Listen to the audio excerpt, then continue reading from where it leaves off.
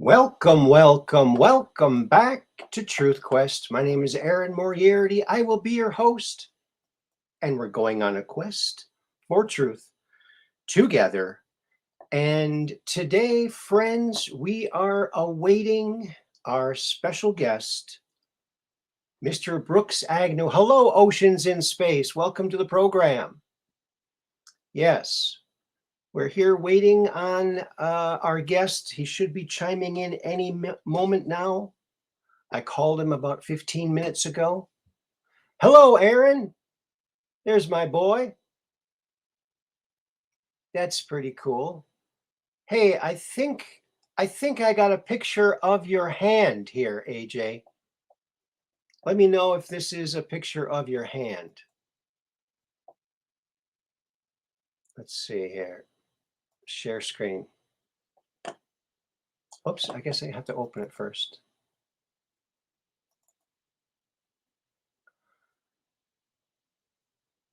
Is that the one I just put on there? Gosh, I don't even know. I don't even know. Okay. Nope, that's not the right picture. But yeah, that might be your hand. Let's see. Oh, didn't mean to do that.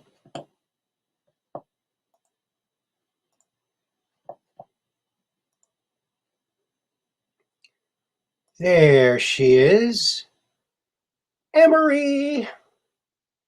And I think that's your hand, isn't it, AJ?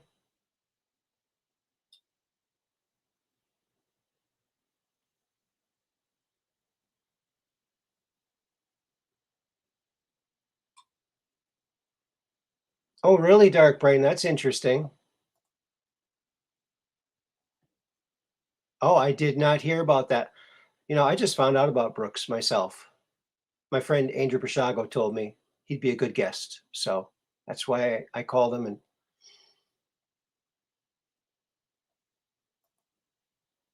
oh, that's not your hand? Oh, maybe it's my hand.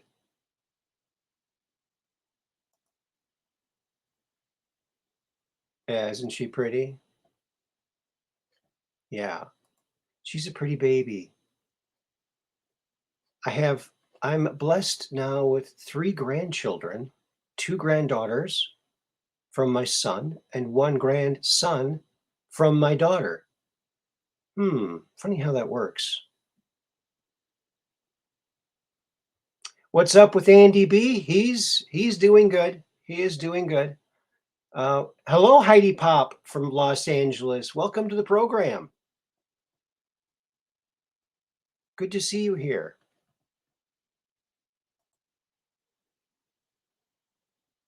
Yep, he's doing good. And there's Heidi Pop. Heidi Pop. Check her out. She's got a YouTube channel, and she also does raising star seeds with her friend Abby Lynn. So go check them out. Great shows for sure. And they have an awesome what do you call it, intro. God, I wish I had an intro like that. So I guess Tyler made it for them.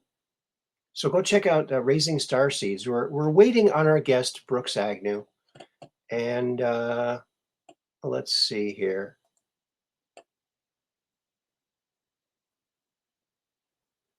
Well, why don't we, before he gets here, what might be kind of fun is if we go over to Brooks's website. There we are. Find Heidi Pop here. Oh, awesome. Thank you, Mud Rabbit. Yes. This Heidi Pop girl, she's got so much energy and positiveness. She alone could turn things around. That's how much positive power she has. Yes. And what is going on with this thing here? I don't think that's, I gotta find that. I'm on a mission. Oh, here we are. Okay.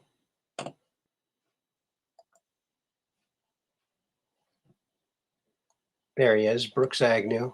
Okay, we're gonna go to the about. Okay.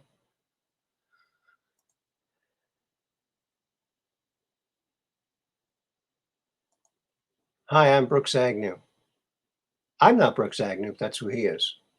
And hopefully he'll be chiming in shortly here. Okay. Brooks A. Agnew. Oh, I got to ask him what the A is, stands for. Was born in Southern California and joined the Air Force in 1973. He graduated second in his class in electronics engineering. Beginning his university studies at the University of North Dakota, he continued to Brigham Young University, then to Western Kentucky University, and finally to Tennessee Technological University, where he graduated with honors in chemistry. There you go. He also graduated first in his class for entrepreneurial studies at the Tennessee Tech School of Business.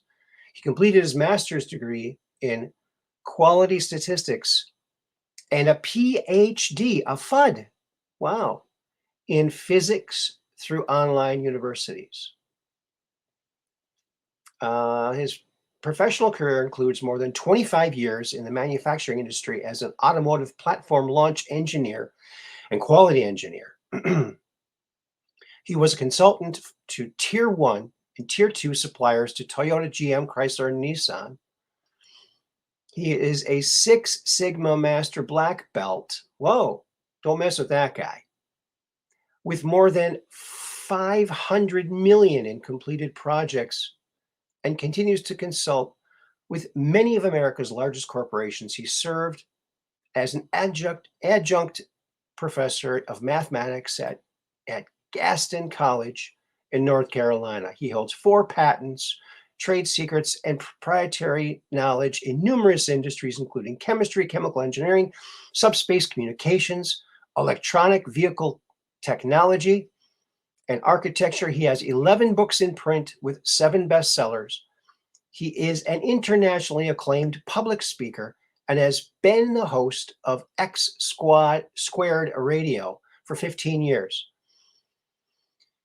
He has 4 grown children, 2 grandsons, and 4 granddaughters, and currently resides in Charlotte, North Carolina, and travels the world teaching, consulting, and writing.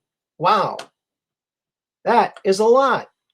Let me tell you, that's a lot. Oh,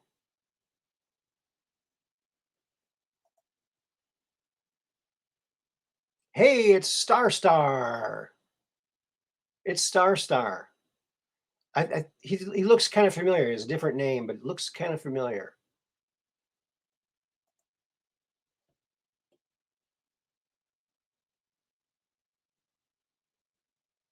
In the ocean.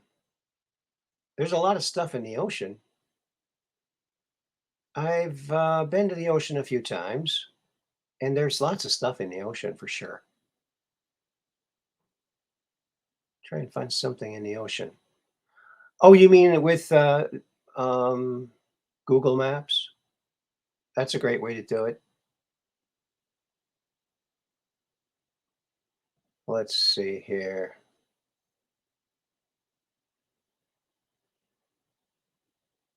Yeah, I think that's Youngstar. Youngstar Wizard was his other name, I think. Was that him? I don't know. We don't want to blow his cover. Youngstar. Yeah, he's got all kinds of aliases. There you go. So that's Brooks Agnew. um, oh, and here he is. Look at this. Oh, CEO of EV fleet. Wow. Look at that. You know, the cost of driving of running a vehicle, an electric vehicle, is a lot cheaper than running a gas car. However, I still think that our battery technology. See, I don't know why we're using batteries. Why we can't use superconductors or design a new kind of superconductor that works really, really good. Public speaker, author, master engineer. Wow, look at this. This guy's really been out there. Well, I love his little cut line here. Everything we do will eventually affect the universe. Do it on purpose. Yeah. And if you're looking for things in the ocean, do it on purpose. There you go. There you go.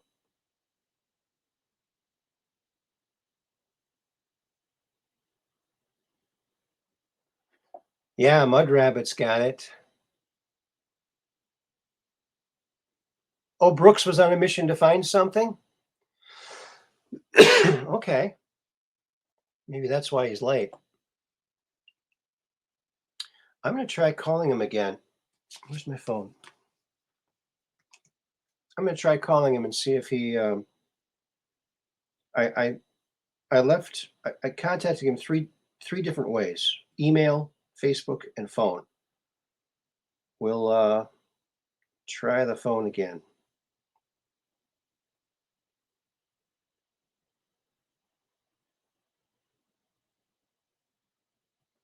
All right.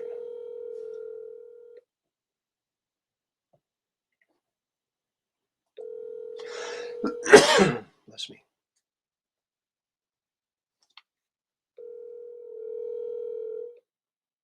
Oops.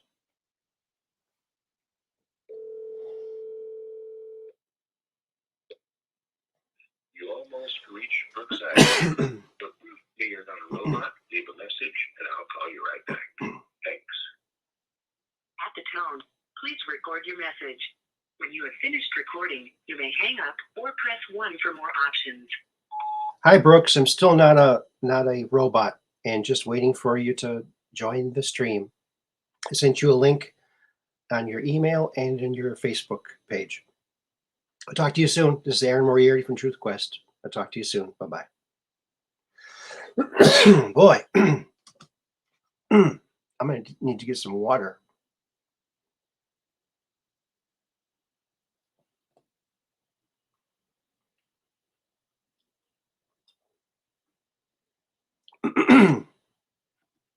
Bless me. I went to the dentist today, and it was good. It was my first time with this new dentist, and I think she's pretty good. She did 4 teeth in one day, and it was needed, trust me. So I'm glad that that got done. More to do. I don't see Brooks in the queue here. Hmm.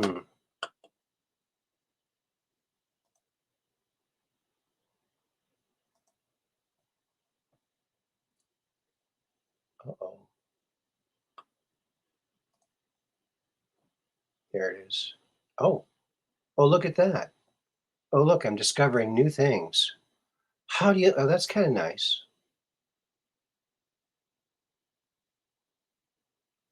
Can I show my ray gun in a Facebook message? Truth? Sure. A ray gun, huh? Is it a Ronnie ray gun?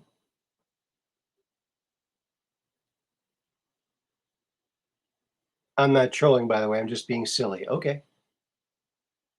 There you go. All right. And let's see what else Brooks has here. He's got the home webinars. He does webinars. Look at that. This guy does everything. There's nothing this guy doesn't do. He's a Brooks of all trade. Manifestation Masterclass. Well, there he is. Oh, I got a message on Facebook. Oh.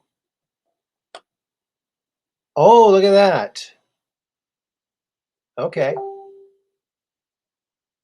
you want me to post that on the show? Do you want me to post that on the show, buddy?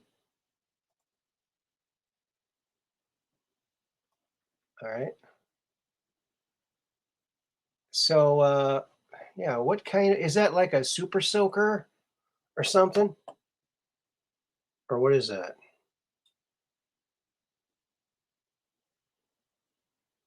Or is it real? It looks kind of like a toy, but it might be real. Okay, I got a message here from someone.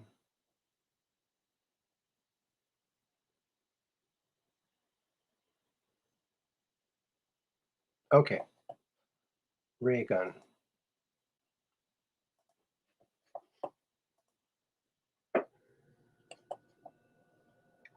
Alrighty, Aphrodite. Okay, we're gonna go to store too. Check out his items for sale. Okay, where are we?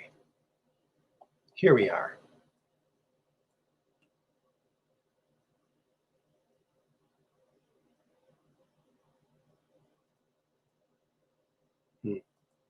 Would be desktop.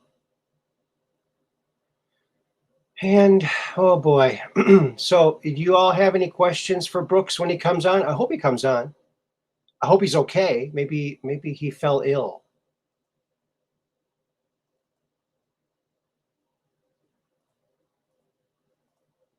I hope he's okay.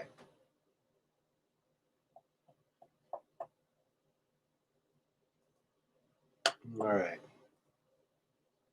Let's go back here. Well, let's go back here and see if he's not here yet.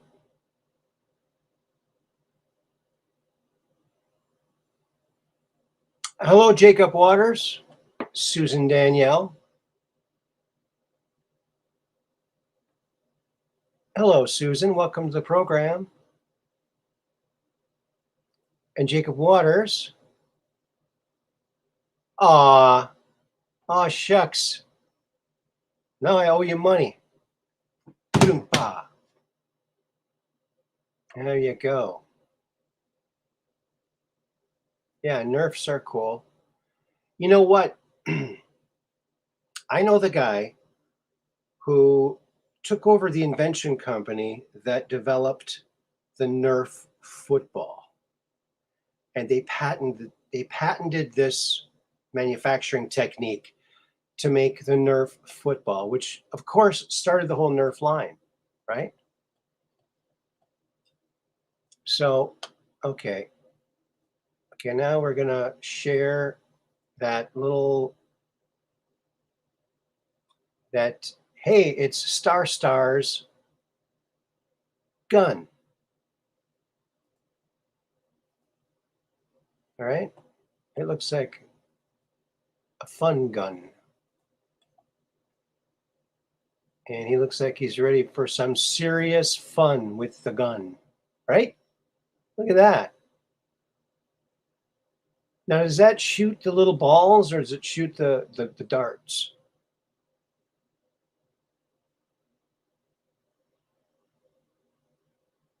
So there it is. Look at that.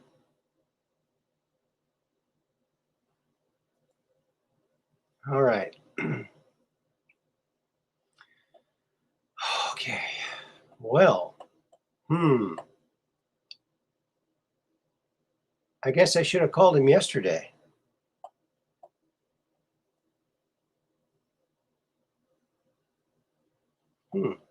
Hasn't showed up yet. Let me check my email, see if he's contacted me.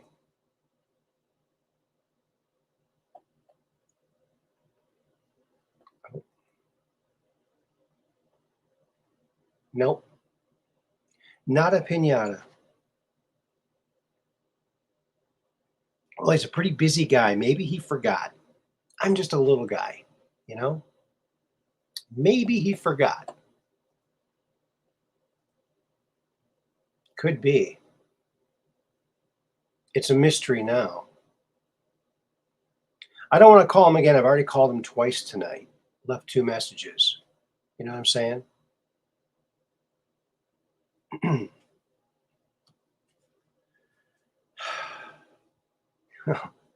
I really didn't have anything prepared for tonight's show except, talking to the guest.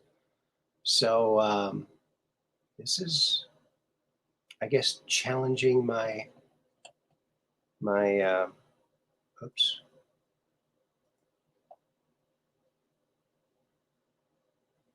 It's live entertainment. This is what happens. It doesn't always go like you think it's going to go. It's not always going to go the way you think it's going to go. So here is Brooks Agnew's merch.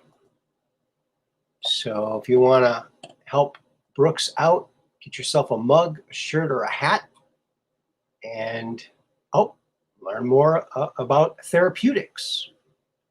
Interesting. And look at this. Birth. You can get this, okay. 2 Earths, 1 race for time. I remember that when that came out. I do remember that. And the Grand Division and the Gathering of Elohim.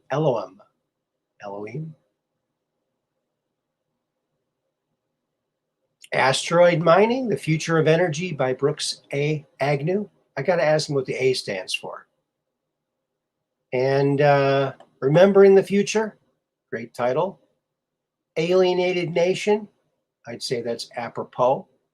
Charm of Favor, the true story of rise and the Clinton crime families of the Clinton crime family syndicate. True story of rise of the Clinton crime syndicate. Yes. Charm of Favor. It is kind of wild how no negative news ever affected him. Kind of strange, huh? And here's some more. The Arc of Millions of Years. Wow, he's really been keeping busy. And here's some testimonials. Look at all that stuff. This guy's got it all. He's got it all. Except we need to get him a new watch, right? Needs a new watch, that's all. That's all he needs. Then he'll be set. Oh boy. Well, so that's his merchandise. Let's check and see what else we have here. Events. Hollow Earth Expedition. Oh. Sounds like a fun trip. Contact in the Desert. Look, he's there with John D'Souza. Look at that. Stephen Bassett.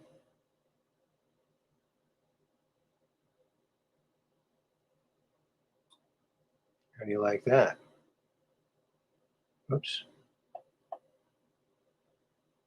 He's been featured on History Channel, Discovery Channel, Science Channel, True TV Channel, National Geographic, Coast to Coast AM with George Norrie, Red Ice Radio, Paranormal Portal, and Veritas with Mel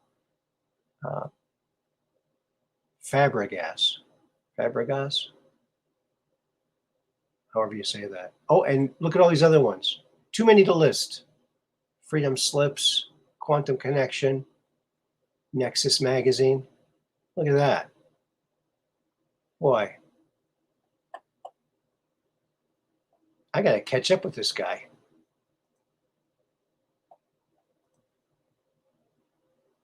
He's done it all. He's done it all. Look at that. Isn't that fantastic? Yeah. So that's the events. Brooks's blog.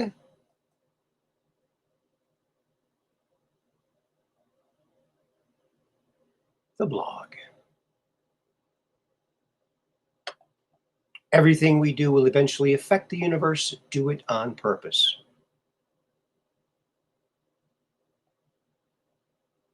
Yeah. You got to do it because we're just on Range of Strange, where the outrageous is contagious. And the paranormal is the new normal. Okay. I'm not sure what's on here. Oh, here's a podcast and videos over here.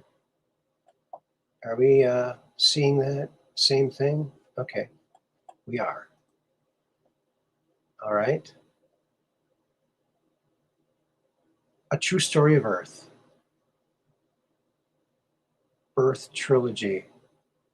Interesting.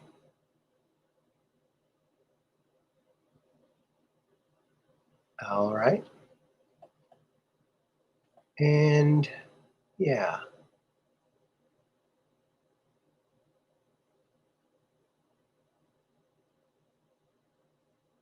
Let's leave it on this for a while. That looks kind of cool.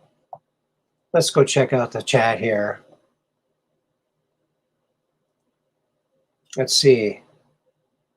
It's molded to shoot ray beams. I'll have a video soon. Oh, awesome. That's cool. Looking forward to that.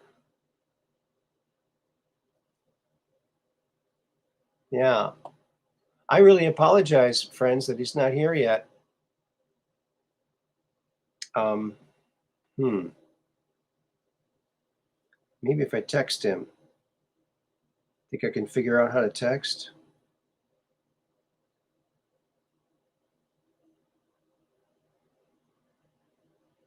I don't think I can figure out how to be the first one to text somebody. This is how old-fashioned I am.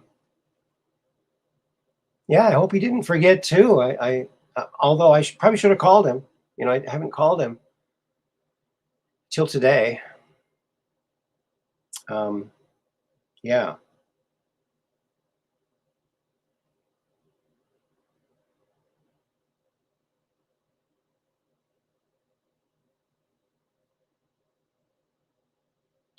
Oh, here it is.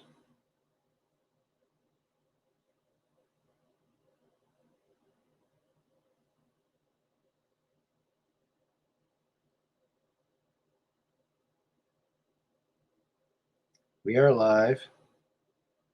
I sent you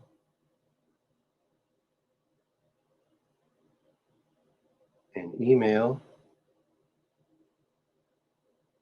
with link.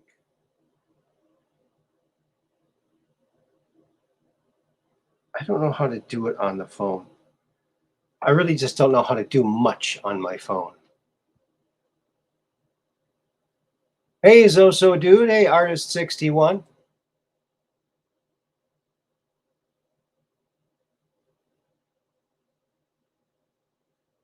Oh, yeah. I know how you feel. I feel that way too. I feel forgotten. Well, that's probably my fault though, so I apologize. Well, Well, you know what? Maybe we'll put the Oh, 5 minutes. Oh, he got the time zone mixed up. That's a great excuse. I'll have to remember that one myself. That's a great excuse. Oh, yeah. 5 minutes, friends. So I finally got a hold of him. Texting is the way to get a hold of him, it seems.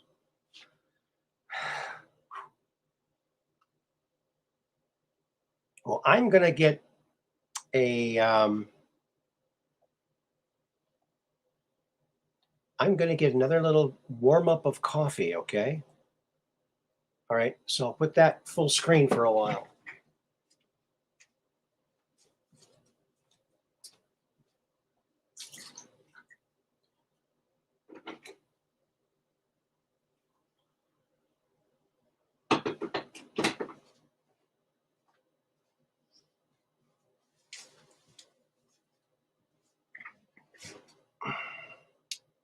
All righty, Aphrodite. Oh, that's hot. Hot coffee. Oh, yeah. And you know what, friends? I do not have one of these Keurig coffee makers, and I will never get one because I've tried them. And for me, I have I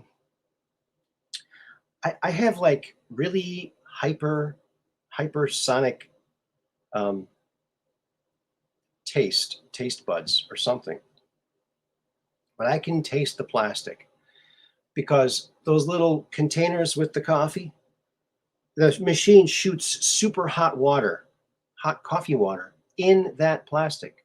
It's just thin. It's polystyrene of some kind. It's not good. When you heat up, when you have hot liquid in plastic like that, in substandard any kind of plastic, it leaches into the liquid. So you're drinking plastic, basically, the fumes of it. So I would highly not recommend those type of coffee machines. Now, a lot of coffee makers have some plastic in them, but it's durable plastic that's probably ABS or something more food grade than this stuff they're making those throwaway things out of. And I can taste it. I worked around plastic a long time, and I can taste the plastic. It just tastes like plastic to me. It doesn't taste like coffee. It tastes like plastic flavored coffee. And there's Mr. Brooks. All right. Sorry about that. I was wolfing down some dinner. I'm ready. No problem, no problem. Wait, well, while we were waiting for you, we went on to your wonderful little website here, and we pretty much checked out everything on there. And That took a while. I read your whole bio, and boy, that took a long time. I'm kind of out of breath. Well, I appreciate that very much. And we even looked at your merchandise. So there you go. Yeah, and welcome to the program. This is Truth Quest, where we're just downrange of strange, where the outrageous is contagious, and the paranormal is the new normal. So that's my cut line. I love your cut line. Everything we do will eventually affect the universe. Do it on purpose. I like that. That's right. Somebody asked me one time, so do you time travel? I said, well, yes, but I go to the future to place things there. And then I come back to the past and put energy into the things that are resonating with that idea. Yeah. Wow. Now, I have to really apologize because I think I do remember you because I saw the birth books that you wrote, and I did Yes, the see birth those. trilogy, right? I've seen those, so I do know of you. But the reason I contacted you was my good friend Andrew D. Bishago said, "Hey, you should have Brooks on your show." Yes. And then I went looking at you, and oh my God, how could I have missed this guy? Well, Andy and I go back a long way, all the way back, I think, to 2006. Wow. So we met each other up at James Gilliland's place. Actually, Oh wow. we spent about 4 days together, and I interviewed him on my program up there. It was so fascinating. Oh, that guy's got so many details. Unbelievable. What a memory! Yeah, he's working on his 300 chapter book, and he keeps saying, "Oh, I got to add this." No, don't add any more to it. Just get it out. We want to read it. But yeah, and you've written many books, and the book that he was talking about was Charm of Favor. Charm of Favor, right? Yeah, that was. I started writing that because the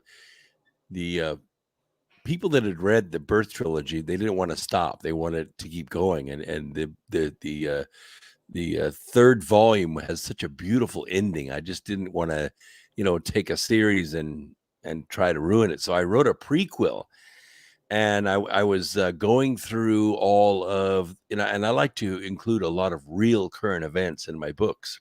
Mhm. And I like to go deep into the history of it to find out who was in it, where did they come from, why did they do what they do, who were they compromised to. Mhm. And we were about 4 or 5 chapters into the book, and the editor and we still hadn't come up with the name for the book. We were going through getting ready to start chapter 5, and we were watching James Comey being interviewed by I think it was a joint committee, and he was lying. And we were on the phone together watching the interview, and I said, He's lying." And she said, "Yeah, I think they know he's lying too." But she said, "It's so strange. They won't go back at him on these things because he's got this like charm of favor on him." I said, "What's a charm of favor?" She said, "Well, it's like a witch's spell. They put it on a man before he goes into trial. And the jury and the judge and everybody's like, 'Oh, your hair looks great. You're wonderful.' They don't listen to anything the prosecution is saying. And they walk out and, free." I said, "That's going to be the name of the book, Yeah. Charm of Favor." So it stuck. Wow. So now, do you think it's like some magical spell, or is it that they have so much dirt on them that they? No, I think, yes, that, but it is a supernatural power. And the more I delved into the history, and I went way back, you know, pre-Christ, I went all the way back to 600 BC in this book. Wow. The tactics never changed. The strategy never changed. And I thought to myself, humans don't do that. When one general takes over, when another general dies, or when one president takes over, when another president dies, they always apply their ego to it. What are their appetites? Like, look at our presidents. Every president brings with him his own, spirit, which affects the whole country. Mhm. But that's not the case with what you all call the deep state or the cabal. I call it the global syndicate. Mm. Going back thousands of years, it's the same tactic. You dehumanize, you enslave, you control information, you control raw materials and resources, travel, health, and it's the same exact tactic.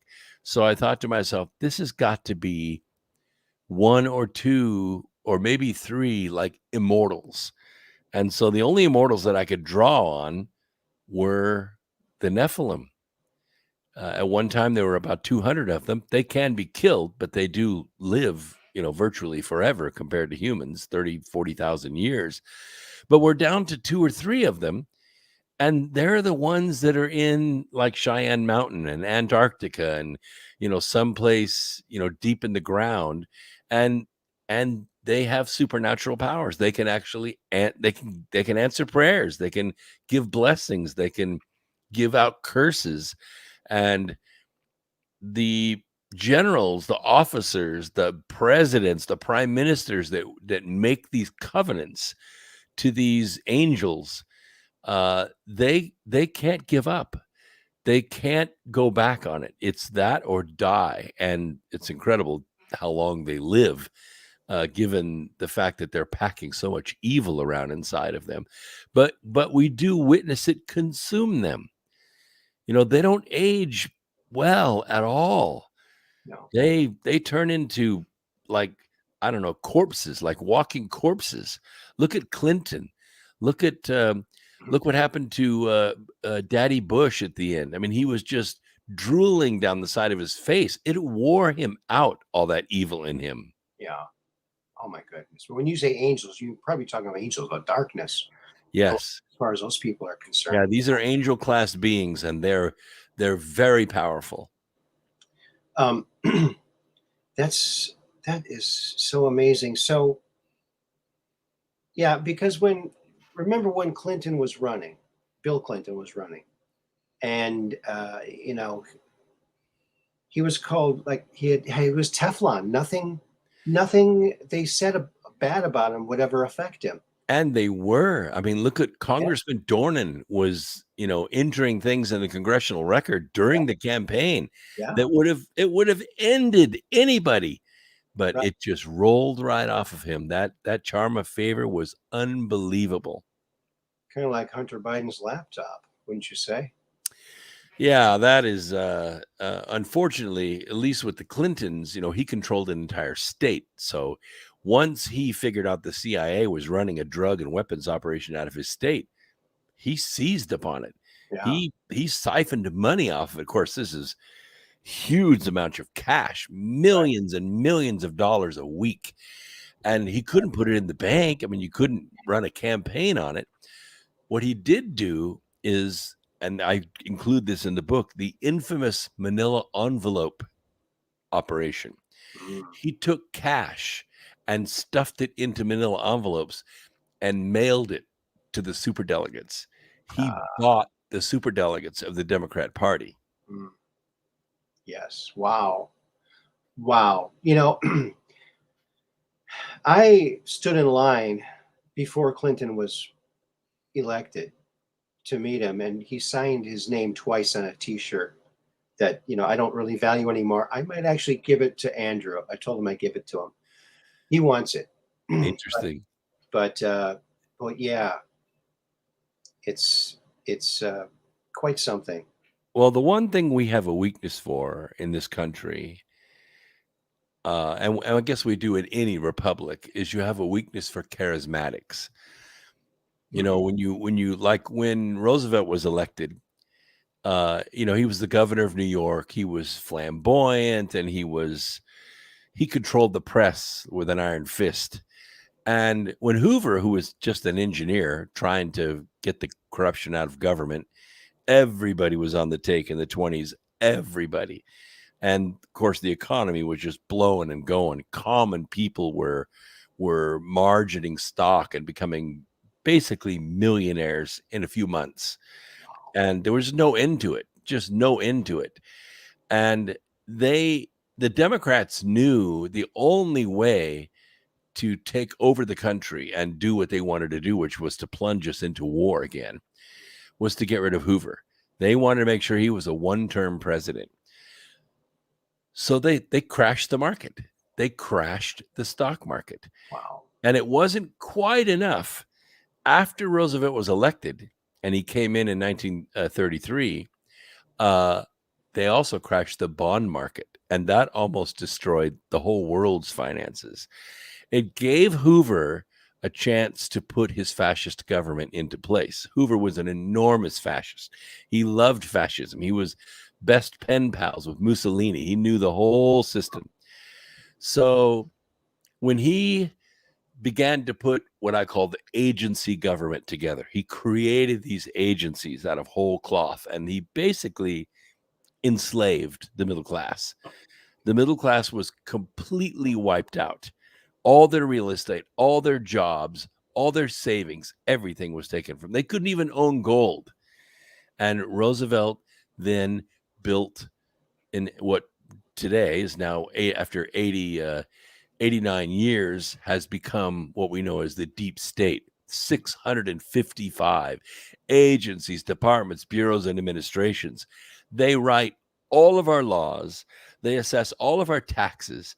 They take all the police actions against us. They write regulations that basically govern us all the way down to how we brush our teeth.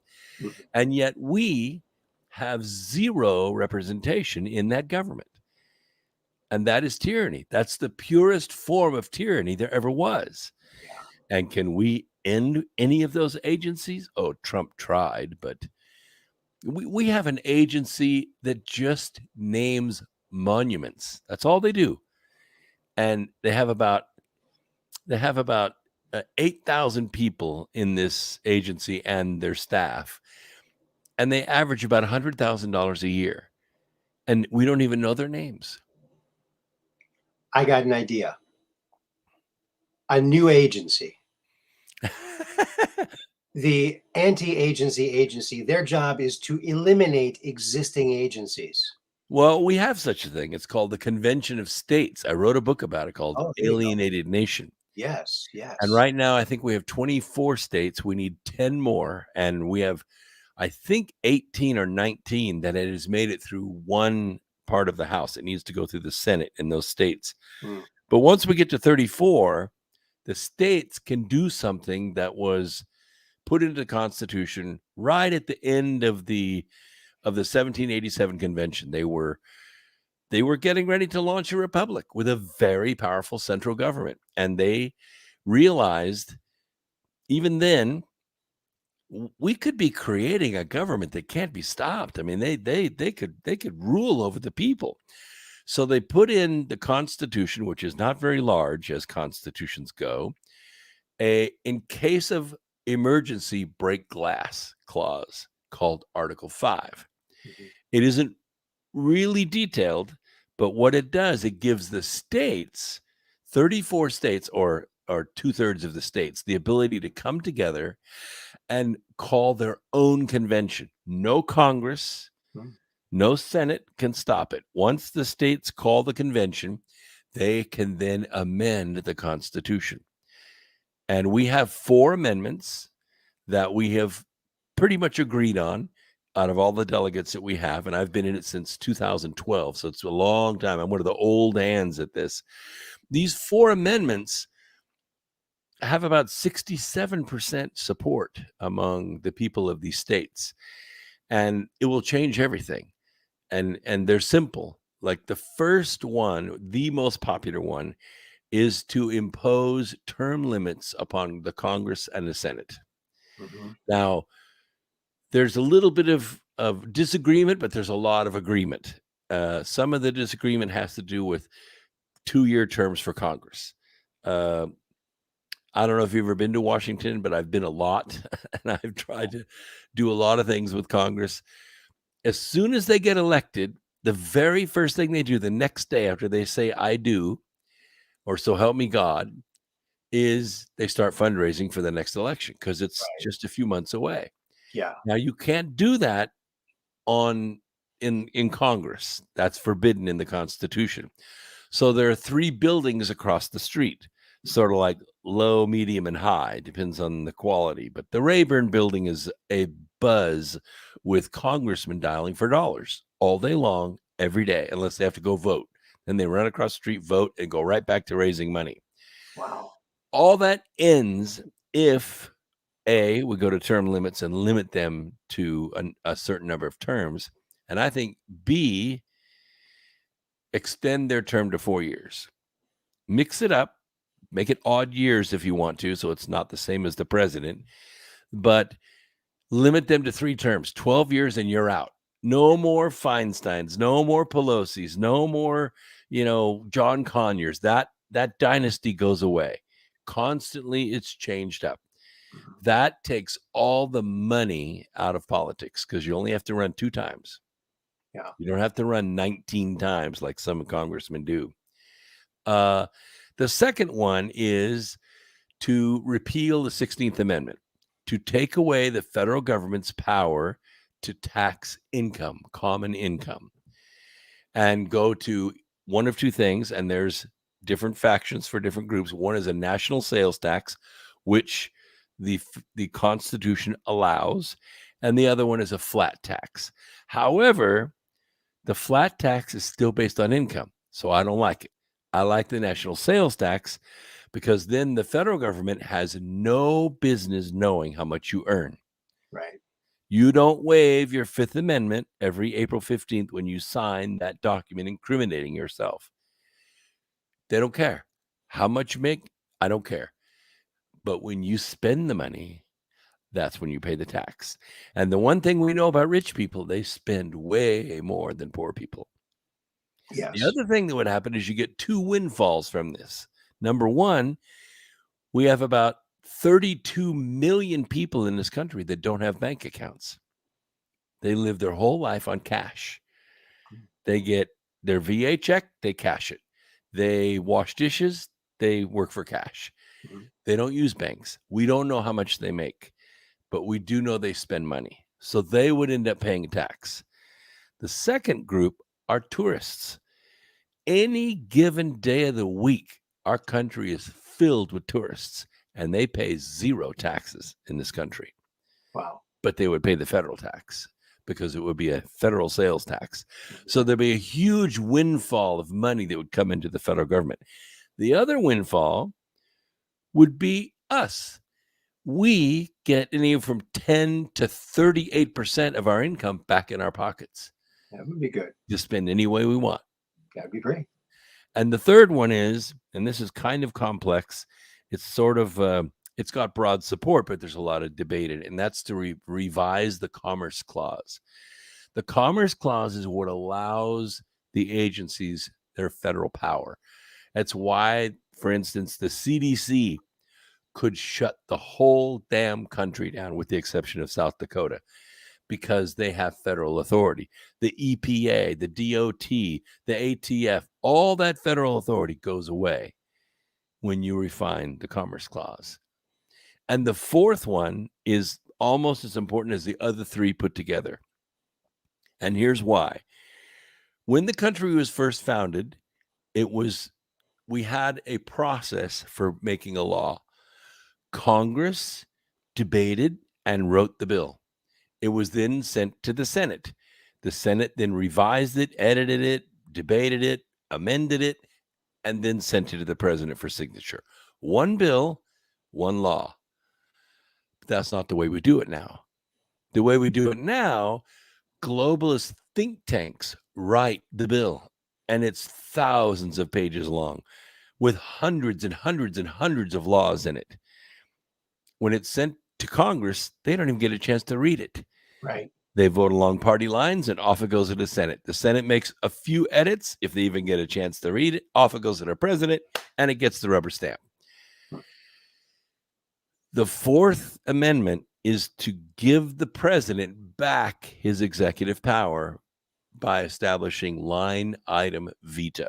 There you go. The president can then go through and say, oh, there's 1,300 laws in this omnibus bill.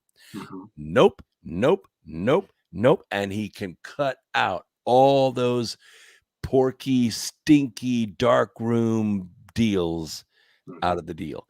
So a $1.5 trillion budget gets trimmed back to about $800 billion. And that's the four basic amendments. And it would save the world. It would save the world. Yes. I'd like to add one for you. This is one thing I've been thinking about for a long time. And that is, in Canada, it's illegal to advertise for a political person to advertise only, except for a small period of time. But if we outlawed advertising for political parties and have a dedicated government channel on TV and on the internet where you can go and get your allotted time because you're a citizen, and it would be just afforded by the government, then you wouldn't be spending money. Outlaw these ads, that, I mean, I'm sure ad agencies wouldn't like that so much, but there's just and the candidates either, because what happens is you have a man who's running, like let's say Bernie Sanders. Okay, I'm going to run for Senate. Okay, great. So I'm going to buy ads. Okay, wonderful. Well, who's going to run my ad campaign? Oh, my wife is going to run it. And she gets 15% of all the ad buys. So campaign money gets laundered straight into their back pockets. Yeah. So I agree, but I don't think that's a constitutional amendment. I think we do that with laws. Okay, sure. Yeah. The amendments we have to keep to a bare minimum, or else Right. Soros and Singer and Bloomberg and all these people will just move in and take over the whole thing. The good news is this is on a state level. The bad news is states are way more corrupt than the federal government. But it does have to go back to the states for ratification, which means 40 states, well, 38, but 40 would do it, have to ratify the amendments. And that's very difficult to do. It's only been done 17 times since the Constitution was written. And 2 of those were to ban alcohol and then put alcohol back. So it's not been done very many times. 17. That's an interesting number. Yeah. I like that number. That's my favorite number. has been for a while. Now, getting back to the Clintons, I heard something. Now, I don't know if this is true or not. We just don't know if these things are true. Maybe you studied this. You wrote a book about it. Did you heard this? What I heard was when the Clintons were in the governor's mansion of Arkansas, they had servants. They had a deal with the state prison to send inmates to be their servants. I think death row inmates, I think. And if they got out of line, they offed them. Well, they didn't just off their servants. No, They also offed coworkers. They really? offed people in banks. They offered lawyers. They offed Right. plenty of press. I mean, they chased Danny Casolaro down all the way to West Virginia and killed him in a Red Roof hotel. Oh, God. They chopped him to pieces in his bathtub. Ew. He was on his way to Washington, D.C. to present evidence, and they tracked him down, got into his hotel room, and murdered him.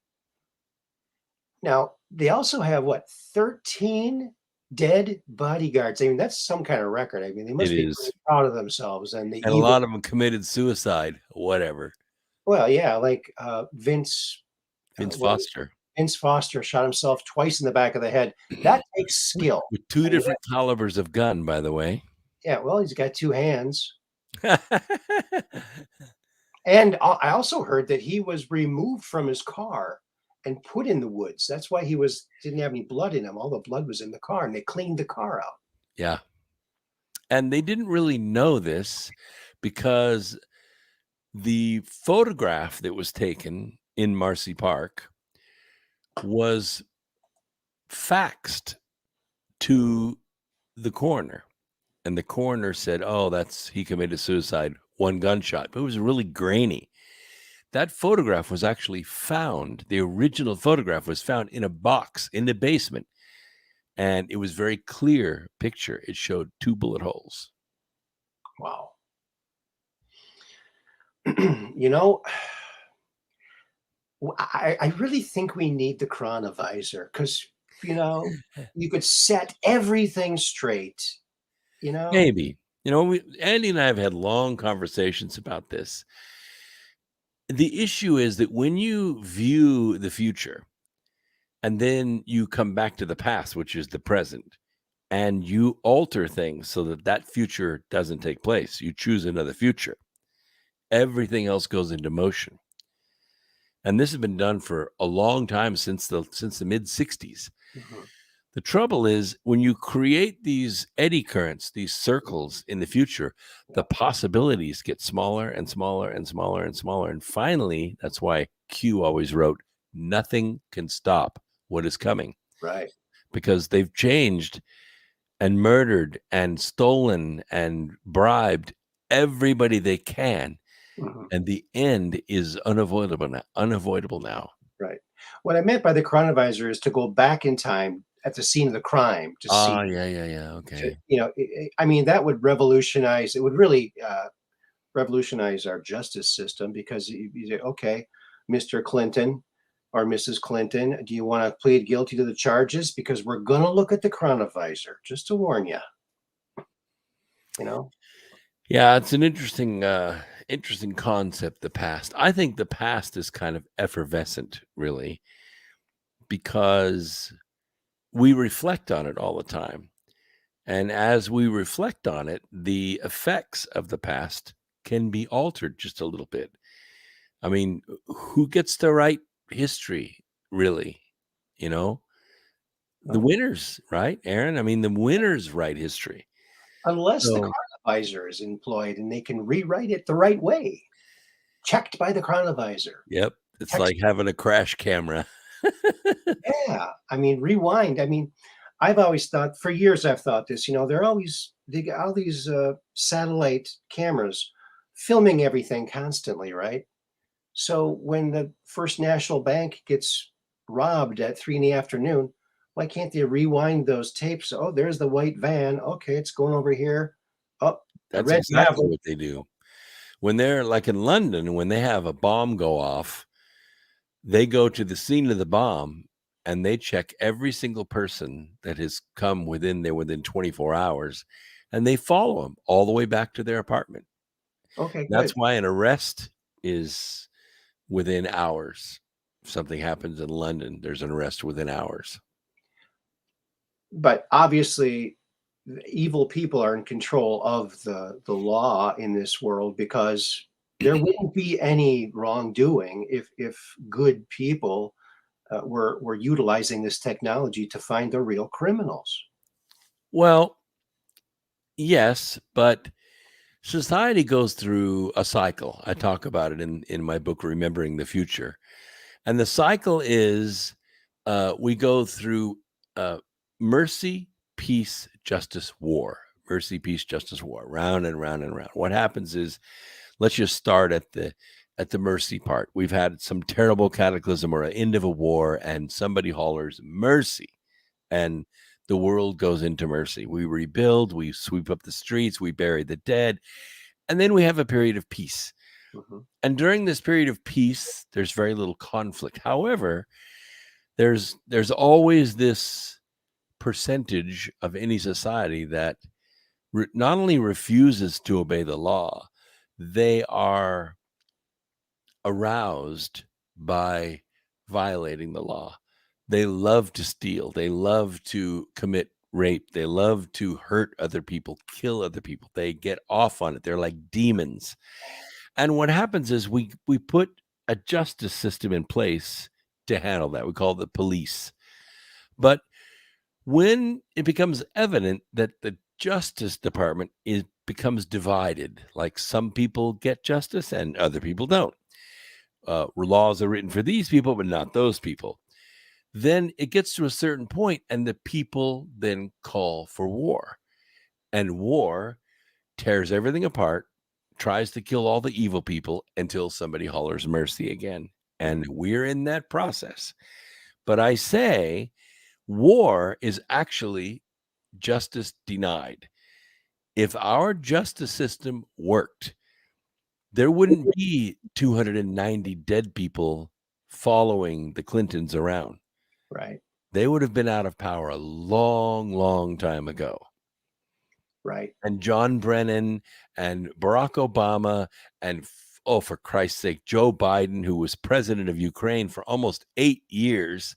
Yeah. A lot of people don't know that, but he went to Ukraine every 90 days. The last time he went was right before his inauguration. Wow. Make no mistake, when McCain and Nuland overthrew the government of Ukraine in 2014 and did so in what was called the Maidan Massacre, they murdered people in the streets from the rooftops, just shot them to death. That forced Viktor Yanukovych out of power. And the United States has controlled Ukraine ever since. Terrible. All the biolabs and all the money laundering, all the human trafficking, all the multinational child slavery was all run out of Ukraine. Yeah. And when Trump became president, he started to undo that. Mhm. And you'll remember one phone call to Zelensky got him impeached. Fake impeachment. Yeah. Boy. But there are more good people than bad people. It's just that the bad people are kind of in charge of everything right now. But Yeah. I think but you see this grassroots efforts, like Marjorie Taylor Greene and people like this are coming up and getting into office, and they're being targeted tremendously. Sure. But you know what? Our forefathers in this country were so intelligent to put those 4 pages together, and with the amendments, um, it's remarkable. But it's so good that how could you not like it and not want to um, make it last forever? I mean, I just don't.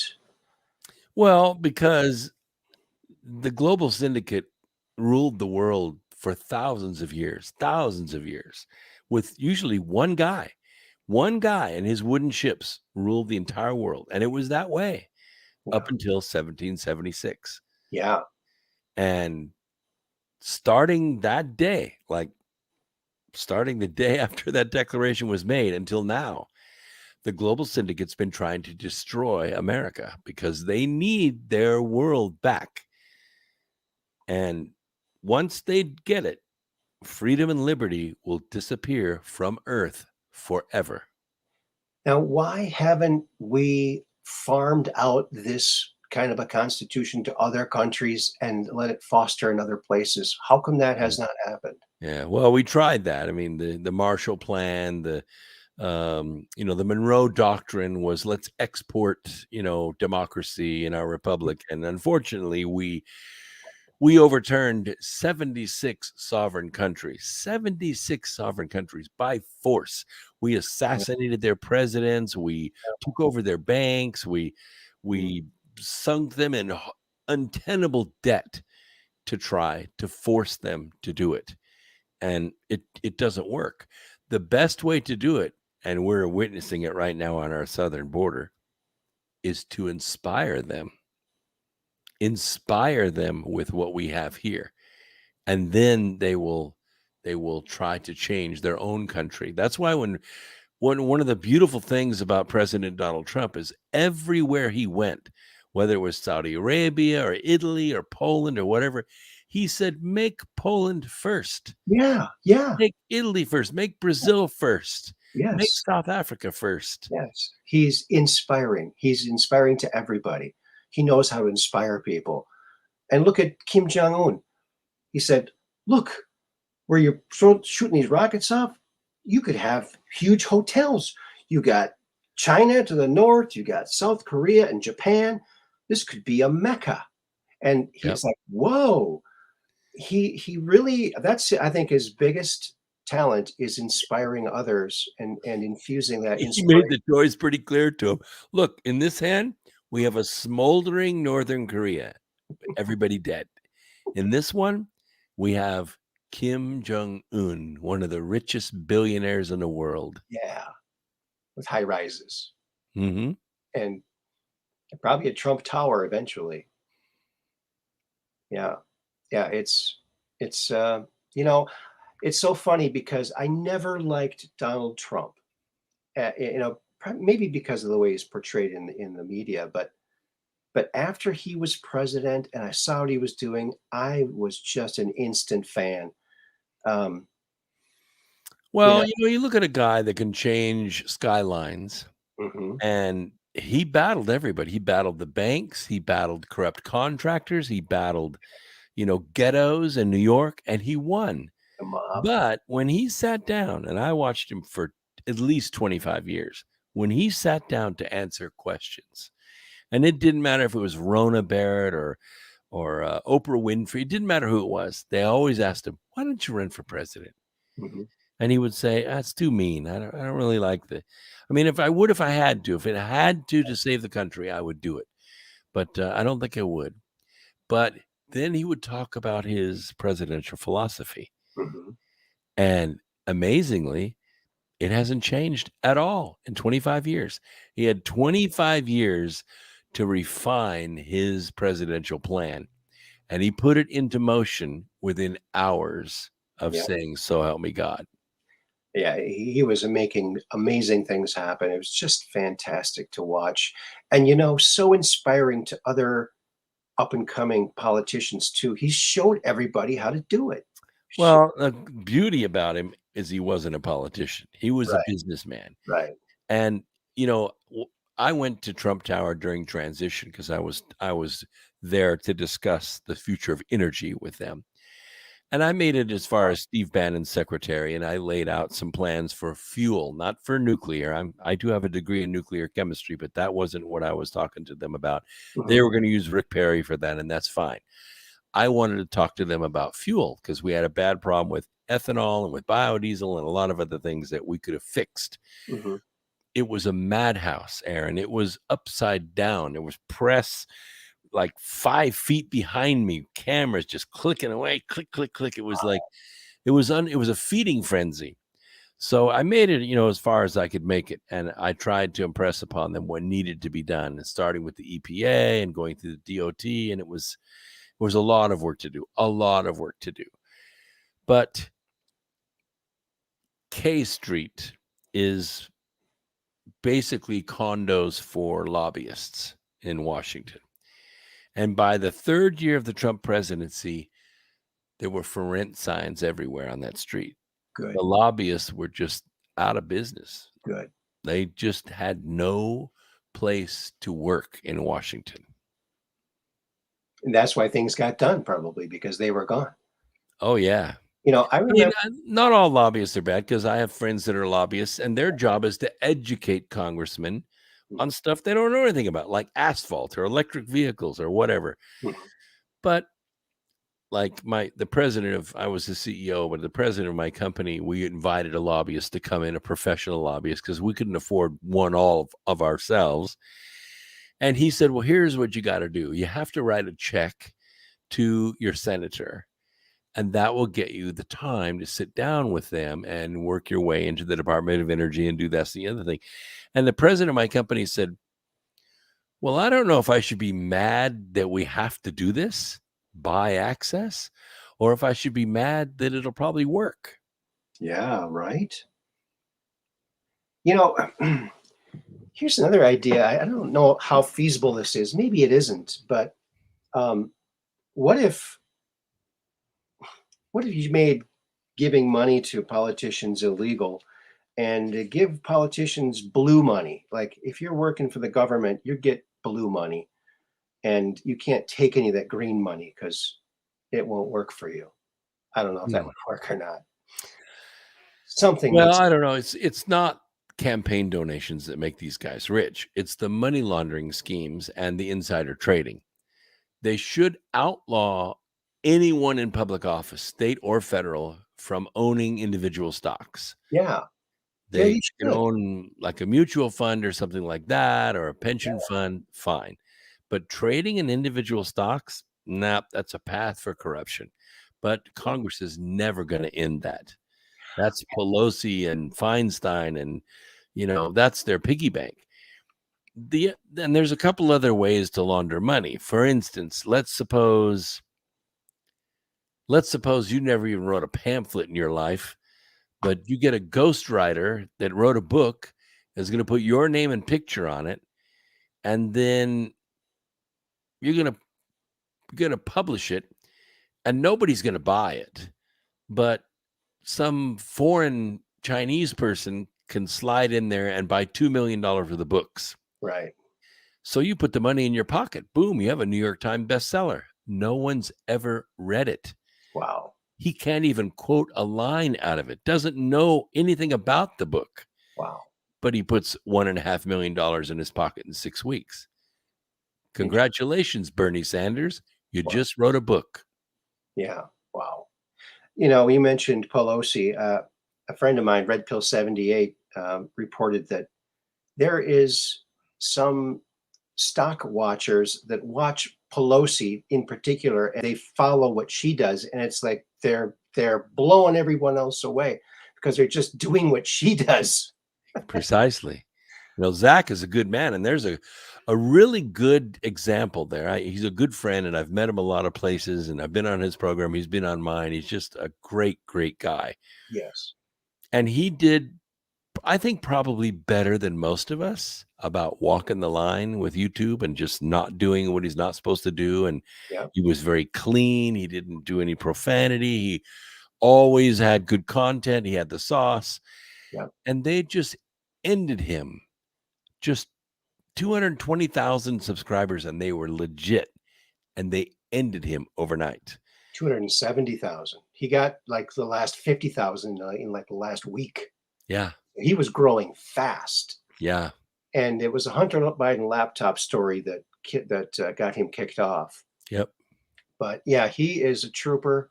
I've interviewed him on here, and I can just see him once the media is all cleaned up. I can see him on CBS or NBC or any of those. That clean, that articulate. He is a brilliant young man, and he really deserves that kind of break. Yeah, wouldn't that be fantastic? I think that would be great. Well, he might probably get his Twitter back for one thing.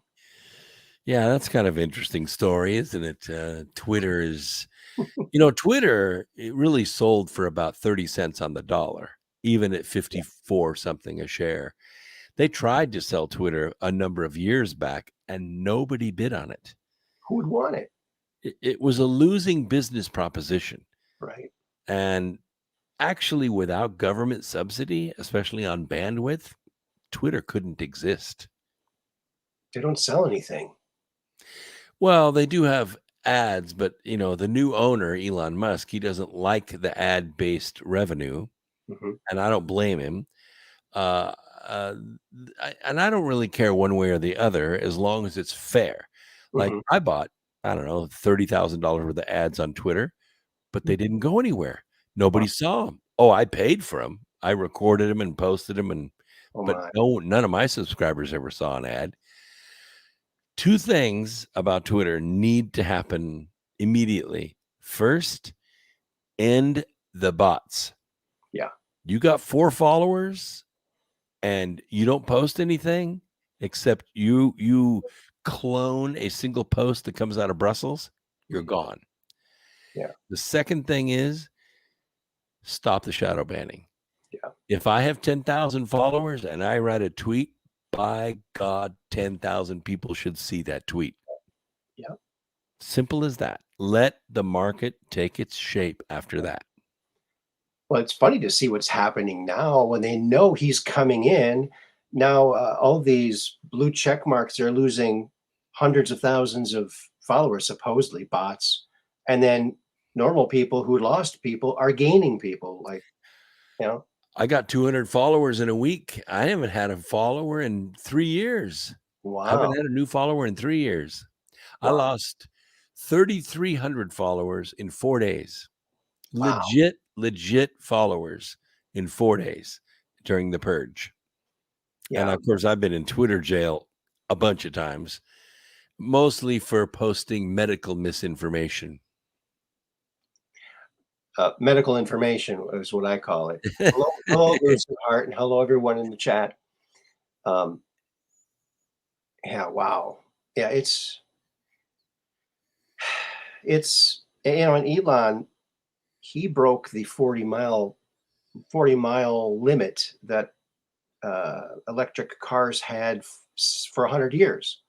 Even the Yeah. Chevy Volt could only go 40 miles, supposedly. What a good day. Yeah. Now, what about superconductors? Now, I think there needs to be a new kind of superconductor so we can get rid of these batteries. They're too heavy, they're too explosive. Wouldn't superconductors be better? Well, you still have to store the energy. The electric car company that I own, we just make electric trucks. And we know what our market is, and that's what we target. Our customers designed our trucks for us. Mhm. And we don't boast anything over 200 miles anyway. But we've been building trucks for, let's see, 16 years now. We were one of the first in it. In fact, we still have the patent on the electric pickup truck. So I know a lot about the industry, and I know a lot about batteries. Believe me, I've bought a pile of batteries. Batteries are way behind the technology, and it's primarily because we base almost everything off lithium chemistry because it has the 3 oxidation states as opposed to sulfur, which is what we do with our lead acid batteries. Mhm. And it's good, but if you deep cycle the batteries, you end up plating the anodes, and then the battery becomes a brick. Same thing with a 12-volt battery in your vehicle. It runs for a fixed number of months, and then it sulfates and it's dead. But it could be recycled. The trouble with lithium car batteries can't be recycled. You can get the cobalt, the nickel out of it, but the lithium's landfill, just done. There's nobody recycles those batteries. Yeah. We have on planet Earth right now existing mines. A lot of people don't know this. A 3-year supply of lithium, not 30, 3 years. Wow. If they wanted to make and sell all the electric vehicles that they say they want to sell, and believe me, they're not going to, we will be out of lithium totally of the existing mines in 3 years, which means you got to open new mines. Or And invent a new battery or a new storage there are device. aluminum batteries which are coming along, but they're very tiny. They don't make any for cars yet. But that truck you're showing right there, that's called the Condor. Mhm. It has a 56,000 watt, 55 kilowatt hour battery under the bed. That's a lightning bolt. Wow. And it takes at 10 amps, which won't really burn the house down. It takes about 12 hours to recharge that truck. So you charge for 12 hours and you can drive for 200 miles, however long that takes you. Mhm. And then you have to recharge it again. Is it practical? Yes, for a very small niche market. That's why we only sell a cab and chassis, because we have to fit all these different applications: flatbeds, pickups, refrigerator trucks, cargo trucks, sidewalk pressure washers. Nobody accommodates that right now. Nobody has a bed big enough. We have a 100-inch long, 65-inch wide bed that can carry 2,000 pounds. So it can carry way more than what the market needs. And we just make the cab and chassis. So we fit anything that'll fit on a full-size truck will fit on that truck. Wow. And the golden sauce of this truck is it only has 7 horsepower of drag. 7 horsepower. So it's good coefficient for the Oh, yeah. aerodynamics. Good for you. That's awesome. As you were talking about that, taking 12 hours to charge, I had an idea. Maybe someone already had this idea. But what if you split the battery up into 2 battery packs and you could charge them both at the same time? Would it then only take 6 hours? No, No? because it's all about, amp hours. So there's 300 amp hours underneath the bed of that truck. If you're drawing 300 amps, which is a lot of power, you're going to go for 1 hour and you're going to be done. Then you got to put those 300 amp hours back in. Mhm. So if you do it at 10 amps, guess how long it's going to take? 30 hours. Oh, Yeah. So if you take at 20 amps, you can do it in 15. At 30 amps, you can do it at 10 in 10 hours. If they say, oh, we have these cars that'll recharge in 15 minutes. No, you don't. You can get to about 75, maybe 80% in 3 hours. And you're going to do that about 6 or 7 dozen times. And then you're going to have a $12,000 brick between your wheels because you're going to hammer that battery. because it has memory. No, because at that amount of energy going into the battery, it has to dissipate so much heat that it's going to plate the anodes and no electricity is going to flow. That resistance is going to go to 0. In other words, the battery is going to short out and you'll never charge it again. What if you put like a flywheel in the thing? Once you get it running, the flywheel goes and that recharges the battery. Well, Adds yes, weight. you can do that, but here's the thing. You spend 10 parts of energy to spin the flywheel up, and then when the flywheel's tapped into, all that momentum of the flywheel's tapped into, you only get 7 parts of energy back. Oh, So you've invested in the speed of the vehicle. mhm, Like you invested to get this truck to 60 miles an hour on the freeway. mhm. And we've beat everybody. We beat Mercedes, we beat BMW, we beat Chrysler, we beat everybody on the track. I mean, no comparison. We were still giving rides while they were putting their vehicle on the trailer and going home. The key is to maintain the speed without using any energy. Mm. So once you get to 60, you take your foot off the accelerator and it doesn't slow down. It just stays at that speed. Unless you hit a strong wind or a hill, Mhm. it's going to stay at 60 miles an hour for a long time. Wow. And you're going to go maybe 500, 600, 700 yards down the road without spending any energy at all. That's why that truck has solar panels on the back. Awesome. So while the sun's shining and you have your foot off the accelerator, your batteries think they're charging. Okay. And it has 0 drag, nothing. Wow. Oh, that's awesome. My other question, I got lots of questions about solar panels. Now, I I dug into solar panels just recently, and I was amazed at how non-impressive they are. Yeah. I mean, Yeah. You I'm get thinking, about 150 watts per square meter. That's about all the sunlight that we can convert into electricity. yeah. Now, why can't they take a magnifying glass and put it above those things so it gets more? Yeah, they do. They do. We have power stations out west where we actually take acres and acres and acres of mirrors Oh, yes, I've seen that. and redirect the sunlight toward a solar collector. Right. I think Yeah. that You needs you to we happen. put Fresnels on these, we put lenses on them to greatly expand Okay. the Okay, good. surface area of the sunlight that's being focused on that. Sure. And at to a certain point, it there you get a kind of diminishing return because now you're getting so much weight on the vehicle, you can't go anywhere. Uh-huh. Right. But if you go to these solar races, and we've done that on the university level lots of times, the key is if you're going to race using just sunlight as your power source, you need no drag. You're on 10 speed wheels. Yeah. You have a vehicle that's so aerodynamic, it just slices through the wind.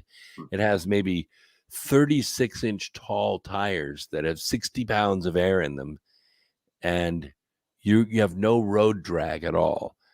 And you're going maybe 24 miles an hour, and you can go till the sun goes down. Wow. But this vehicle here will go 100 miles an hour. It'll go 0 to 40 in less than 8 seconds. And of course it'll go way faster than that. There's a video on that website of that truck just burning tires Yeah. off the back. And you could tune it any way you want, depending on how you want to drive. But our customers primarily municipal fleets. There ain't no burning rubber in a municipal fleet. They don't even want them to speed. They want them to do the posted speed limit, and that's it. Right. Yeah. Now, electric vehicles, you can save a lot of money on the operation of them. Um, It's about 2 cents a mile for the electricity. I've heard it was 2 to 4 cents, depending on. Yeah. And if you take that equation and check it against any mileage and price of gas, you can't beat it. You can't Yeah. just beat it. Well, but it has its place. Like my F-150 costs 31 cents a mile to drive, Mm, but it will drive from here to California mm, at 80 miles an hour, day right. or night. Right. It's a different market. It's a different market. When we're talking about municipal fleets, these trucks never leave the city limits just about. Right. Okay. And they do things like haul a transmitter up and down neighborhoods all day long, collecting water, gas, and electric meter information. Okay. They do it at 25 to 35 miles an hour, running the air conditioner for 8 hours. Wow. It's perfect for an electric truck. In fact, that kind of driving would destroy my F-150. Yeah. And that kind of truck is going to be very important when Andrew Basiago, as president, implements the teleporter, the Tesla Vortal teleporter, because then you'll have all the packages will come to main areas and then they'll be shipped to, you know, so you won't have as much cost for shipping. Mm-hmm. Just push it through the energy field and it's. And see, that's smart. When you're thinking cost as a reason to put electric vehicles in your system, you're going to save $80,000 a week in gasoline purchase for your municipality. And that's not a big fleet. That's an average size fleet. Yeah. It makes sense. Yeah.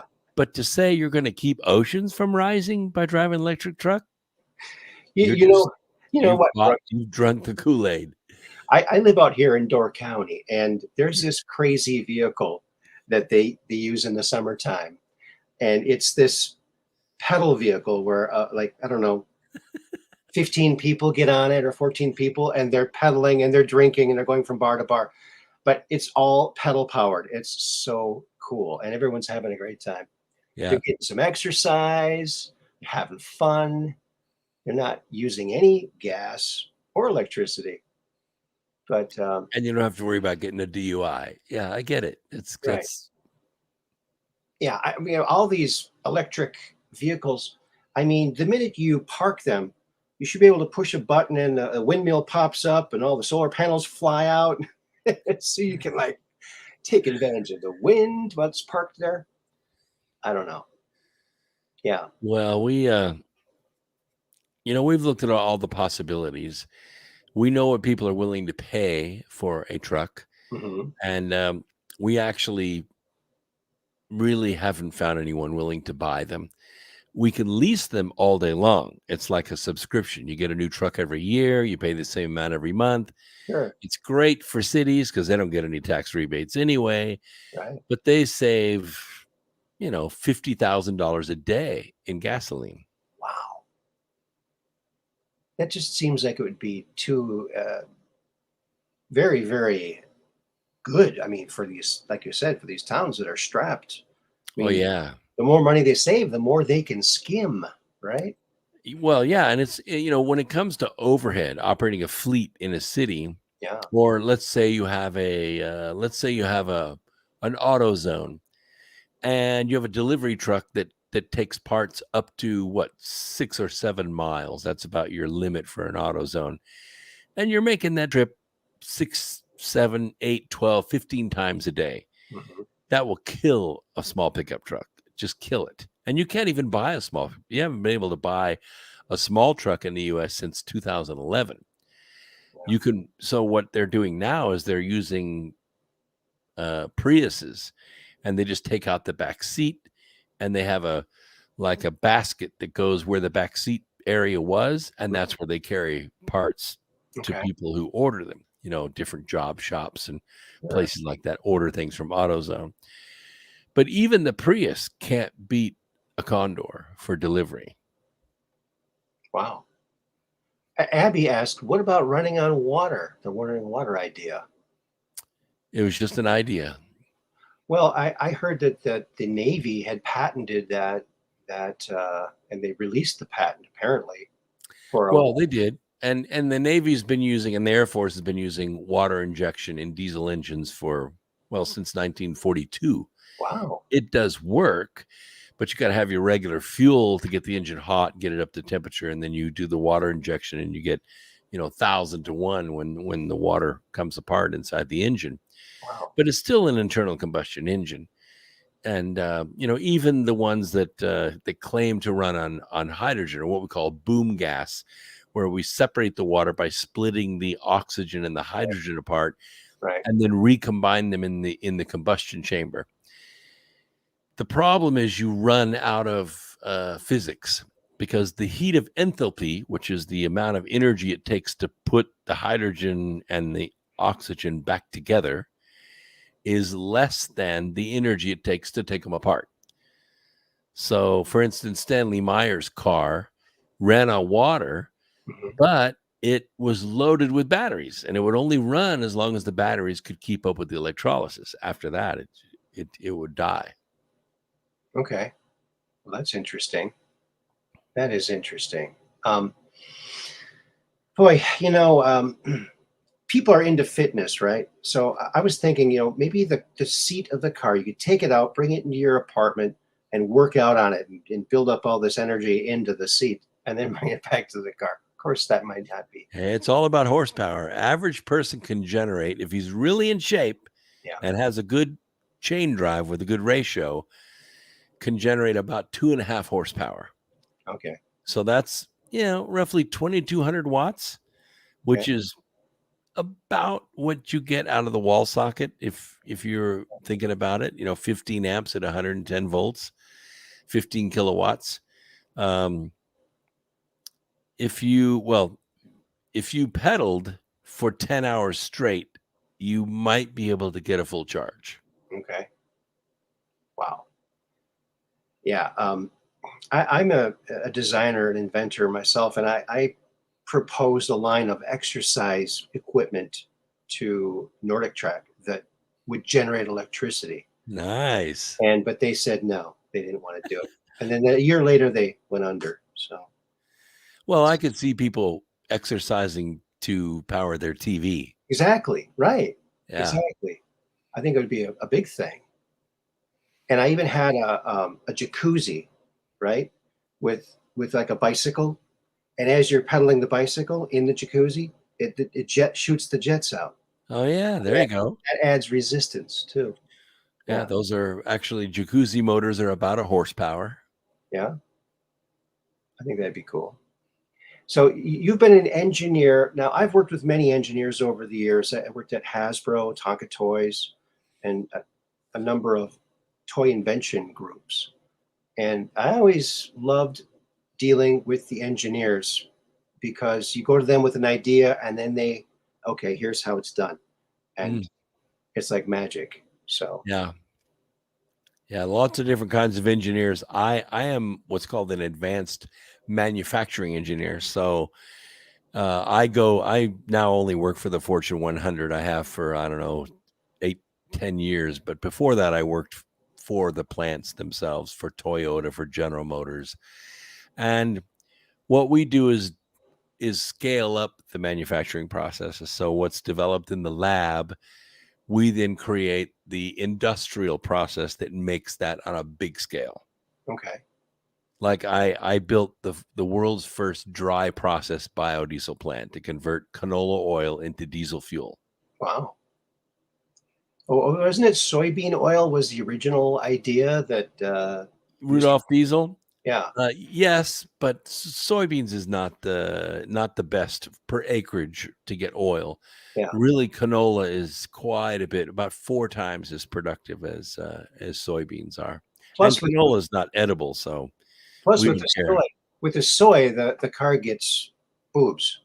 So yeah. Yes, as long as you don't extract the oil with hexane, which they often do. Yeah. Wow. Um, wow. You are such an intelligent guy. And so when do you do your show so we can tell our listeners when they can catch you? Yes, I'm live Wednesdays and Sundays at 8 p.m. at americafreeradio.com. And we stream on 2 different networks. We stream on the Truth Frequency Radio Network, which goes out to AM and FM stations worldwide. And we stream on the Revolution Radio Network, which is actually ranked number 10 on TalkStream Live, up right up there with Blaze and Wow. CNN. And that also goes out to AM and FM stations all over the world. And then we stream on 6 video platforms.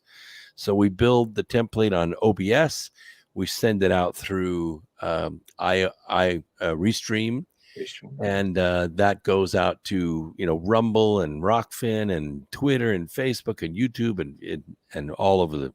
So we build kind of a video audience as well, and we've seen over the last couple of years the audience is kind of shifting away from audio and more toward the video audio experience. Right. Are you on the Foxhole yet? Yeah, Okay. we're on Foxhole as well, just under my name, Brooks Agnew, easy to find. Look for him on Foxhole. I want to get on there. I've got some I friends. like Foxhole. Pilled, that's his name. Right. Pilled does a fantastic job with the template. It looks slick, and he's limited the number of hosts in there. Right. He cherry picks. I'll be honest with you, and builds them that way. And then we also don't step on each other hour by hour. There's probably maybe 6 or 8 hosts in any given hour that are live. So there's plenty for people to watch, Wow. but it also allows us to build a good size audience. That's great. Yeah. Yeah, I have We're to on D Live and Twitch, the smaller, they're gamer stations, but they do have podcast folders. Twitch is a nice platform, and unfortunately Red Pill got kicked off of there too. I mean, he's gonna have a lot of kickoff medals. He's Yeah, Twitch is primarily started as a gamers channel, and then during the Great Resignation, people worked from home as musicians and comedians, and they they made a living at it. And about 3, maybe not even 4 years ago, I'd say 3 years ago, Twitch started bringing podcasters on, and we really brought the audience. I mean, we brought the buyers, and Twitch came into its own then. Yes, it really did. And I think red pill had a good deal to do with that. I don't know if you know about one of my little inventions here. Maybe you've heard of it. It's called the time machine. Oh, is it going to show up? Here it is, the time Oh, machine. cool. Yeah. It's an amazing discovery that I made. The time crystals, that's what makes it work. And being an engineer, I'm sure you can appreciate this. See, when all of the time crystals in the top chamber go to the bottom time chamber, you've traveled, and everyone around you, exactly a minute into the future. It takes approximately 60 seconds. So that's my little. Fascinating. Isn't that fascinating? Driven by gravity.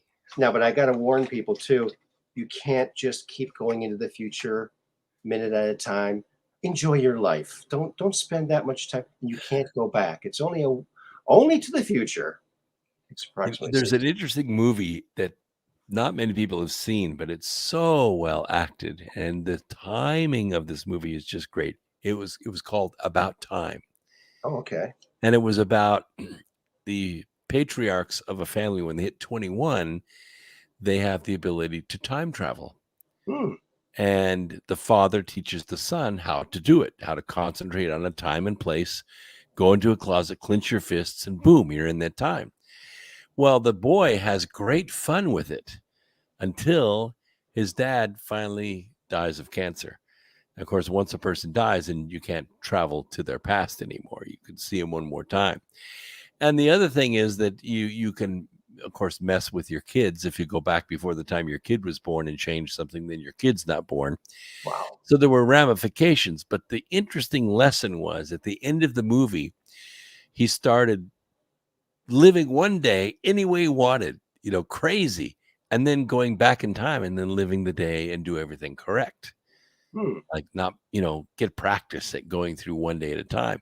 But what he learned over time was the most exciting thing to do was just to take life one day at a time and do Yeah. it all fresh, a new discovery. All we have is the moment, the present moment. And they call it the present because it depends on how you open it, right? And we're strange creatures. We're the only creatures that I know of on the earth that can perceive time. Mhm. And I don't even really know what now is. Right. I physically, I couldn't describe now to you. I couldn't tell you how fast it goes through the universe or where it's located. Yeah. We humans don't have a laser pointer for our consciousness. We're more like a headlight on the highway. We can see quite a ways in the future and in the past at the same time. Yeah. Just experience it. Yeah. Yeah. Enjoy your life. I mean, it's the only thing. What was it? Abraham Lincoln said the best way to predict the future is to create it. Well, yeah, absolutely. Just that's why I say everything you do will eventually affect the universe. Whatever you do, don't go driving around looking in the rearview mirror. That's very Right. dangerous. Yeah. Yeah. It is. Um, yes. And I like your cut line. Do it on purpose. Sure. Or if you want to be flamboyant, you can do it on a porpoise. Yes. Yeah. So what are you working on now? What makes you excited to wake up in the morning? Oh my gosh. Well, of course, I'm writing my 12th book, so I'm working on that. I'm about a third of the way through it. It's the scope is way bigger than Charm of Favor, so it's quite a project. I'm also a full-time consulting engineer for a Fortune 100 company right now, and we're launching a new product line. I can't describe the company for you, but it's Mhm. very complex manufacturing processes Wow. because and what's made it harder for people like me, at least as far as process equipment and testing equipment, is the turnover rate in employees. Companies don't have workforces with even 90 days experience. They Wow. don't last. Wow. Most companies, and I consult with all kinds, have about a 75% turnover rate. Wow. We've never faced that before. We've had, companies built fine companies built on people that have been there 10, 15, 20 years Oh, retire at a company. yeah. You don't have that anymore, especially since the Great Resignation of 2020. It was just big companies. I worked for number 73 actually 2 years ago. They hadn't launched the new product in 20 years. We almost didn't get it launched Wow. because we had 875 employees at this one location and a 70% turnover rate. It was impossible. We Wow. had to build so many robots to make this process work. It was almost untenable, but we got it done. Wow. Now, when I worked at Hasbro was in the early mid 80s, 83, 84. That was the year they broke $1 billion. They were the first toy company to make over $1 billion. And boy, was that exciting. But they were putting lots of products out, lots of good products. We used to be a great company. They did all kinds of stuff. Yeah. And the CEO of the company would go onto the line. I was a designer, I was an industrial designer, but we toured the plants, the manufacturing plants. Mm-hmm. At that time, they made all of their games in America. They made like the Snoopy snow cone machine. I saw that machine. I also got to see the radio flyer machine, which has been Oh, working really? They made the 32. original steel radio flyer wagon? Yeah, and the whole building, choo-choom, choo-choom, choo-choom. It was incredible. It Yeah, was incredible. 3,000-ton press. That Now was on that's a flywheel. was it? Yeah, it had a big rotating flywheel. It would Yeah, come around and catch the cam poof, and stamp up that wagon. yeah. It was amazing. Um, yeah, wow, fantastic. So now you have shirts and T-shirts and stuff like that, and hats. We Well, we also sell Ivan and Roxy on the website too. We have shipped to over 5,000 people. 0 of them have gone to the hospital. We've gotten 4 of them out of the hospital. 2 were in intensive care. As far as I know, we're about the largest distributor of Ivan and Roxy in the U.S. Oh, I know what you're saying. Oh, clever, clever, very clever. Yes, that Yeah, must be. Oh, right there where the I red read. line right below it is a button that says There. Therapeutic Special. Well, If you let's check. click on that, it's going to take you to a site where you can buy Ivan and Roxy with no prescription for yourself. Oh, I'm going to share this link. Okay. Is that okay? Yep. Here you go, folks. Wow. Wow. Incredible, dude. You are incredible. My hat's off to you. I did my own part for this whole pandemic too. I invented something I affectionately call the Invisa Mask. I And like it. I You preserve the smile. yes, and I made it with nanoparticles. It works with your immune system. And I could have made millions, right?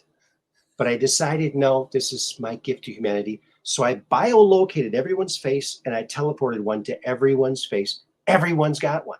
So there you go. I like it. Yeah. I had to do it. I just had to. Yeah. Wow. Wow. Boy, Andrew Bashago was not kidding when he said, I think he'd be a good guest on your show. Well, we're kind of not many people are more than one trick ponies. Right. We just have this ability to learn things quickly and remember things, and we never give up. We just keep going and keep giving, and it Mhm. turns into a legacy after a while. Yes. And our good friend Dark Brain, one of our mods, we got fantastic mods, Mud Rabbit, Dark Brain, and Catherine Weiss. He says, this guy's a rock star getting the therapeutics to the people. Yes. Yeah, and we don't make any money on this, so we have a direct affiliate relationship with the pharmacy that has distributed more of these medications than anyone else in the world. Wow. They have eradicated COVID from entire countries. Wow. Fantastic. Oh, that's incredible. That is just phenomenal. You know what? I think we might be coming to the end here or near the end. Is there anything you want to let the people know what you're working on now? What message you want to give the people here? Wow. Well, the message is pretty simple. It is you are in charge of your own life condition. There, regardless of what the government has tried to tell you or what the mainstream media has tried to tell you, nobody's in charge of your life condition right now. And I don't think we've ever been in a more golden position right now as far as the individual being able to do things for themselves. Because trust me, employers are begging for people who will come to work every day and do a great job, and they are paying top dollar for it. Wow. That's great. And that's another thing Trump did. He got people excited about working again. Yeah, and remember, you can't be really successful with one 40-hour-a-week job. You need to think differently Mhm. because you really have 100 hours a week or 80 hours a week anyway that you can dedicate towards success. Start thinking that way, and your whole life will change. Yes. And if you have an event coming up, you want this guy to speak, he does that too, folks. Yes, He does absolutely. We love live events. Now we do the webinars, but webinars. you know, I don't mind sitting around in my gym shorts and talking to people on there. But the live events are so much better because you get to see people's faces and shake hands and Yeah. share a beer and just it's a much better environment, and we need to get back to that. So if you've got a live venue out there and you're looking for a speaker that can bring people to your event, I have an email list of 10,000 people. Your event could be advertised like that. Wow. And we'll pack it out. Just contact me. It's right there on the website. Wow. Hear that, folks? You can have your own event. Do it. Do it. That would rock. Well, Mr. Agnew, Brooks A. Agnew. What is your middle name? That was my question. Oh, I have all last names. Alexander. Alexander. Okay. That's a very good name. Very good. Well, Brooks Alexander, we had fun, Mr. Agnew, and it's I did spelled too, Aaron. differently than the other Agnews. Yes, the original Agnew line goes back to Scotland and then to Ireland, and then it disappears into Atlantean lore. So the Agnew line goes way back. I have my genealogy done to the year 695. Wow. So before that, it starts getting into pre-Christ times. So it's a small line, and we've been mostly warriors our entire genealogy, and that's why there are so few Agnews in the phone book, because we're typically the next to the last man standing. But I'm proud to be an Agnew. I'm the only, if you can do a lexicon search, I'm the only Brooks Agnew on earth. Wow. That's incredible. And Mud Rabbit says, thank you so much for a most interesting interview. Hope you do it again soon. Yes, we would love to have you back because there's so many things that we didn't get to cover. And we'll do it next time. Maybe we'll talk about your newest book and all the other great things you're doing. Folks, go out and follow this guy. If you get the therapeutics, buy a hat and thank him for it because he's not making money off of that. Nope, we just try to. I mean, I don't need to make money on the radio stations. It's a hobby. I pour money into it every year, but I like it. I like reaching out to people. I like changing lives, empowering people to, pull themselves out of slavery and be free. Yes, beautiful words. Thank you, Mr. Agnew. You are a gentleman and a scholar, and you're a truth warrior, and you're doing so much good in the world. So thank you very, very much for all that you do. My pleasure, Aaron. Thank you so much for having me. And to everyone in the chat, all of our mods, thank you so much. And thank you for stopping by. And we'll see you next time, Mondays, Wednesdays, and Fridays. Until then, peace in.